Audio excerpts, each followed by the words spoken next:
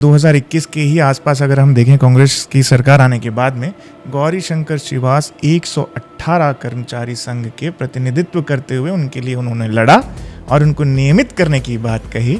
लेकिन आज जब हम देख रहे थे मोबाइल पे, ट्विटर पे, सोशल मीडिया पे स्क्रॉल कर रहे थे, तो देख रहे हैं कि वही गौरी शंकर श्रीवास जी को वही कर्मचारियों के लोग गाली दे रहे हैं, ताना दे रहे हैं कि अब क्या हुआ।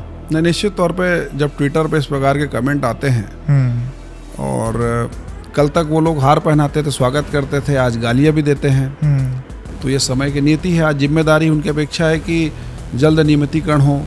अंशकालीन, ठेका कर्मचारी, दैनिक वेतनभोगी, संविदा के जितने भी संगठन हैं जिन्होंने आंदोलन किया और पार्टी की तरफ से हम लोग उनको सपोर्ट करने जाते थे, तो बहुत सारे लोगों को न्याय दिलाने का प्रयास हम लोगों ने किया है। जैसे डीएड वाले मामले में आपने देखा, और दिवंगत पंचायत शिक्षा कर्मी की जो माताएं हैं, विधवाएं हैं, उनमें 27 लोगों को नौकरी मिला।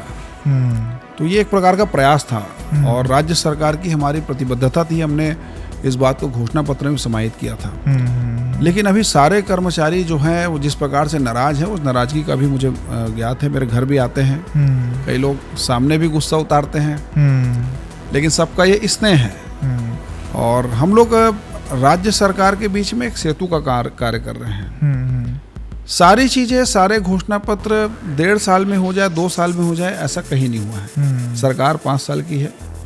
मैं लगातार कर्मचारी साथियों को कहता हूँ और आज आपके पॉडकास्ट के माध्यम से भी कह रहा हूँ कि बड़ी जिम्मेदारी से बोल रहा हूँ कि कम से कम स्थायीकरण, किसी की रोजगार ना जाए, इस दिशा में हम कार्य कर रहे हैं। नियमितीकरण होगा।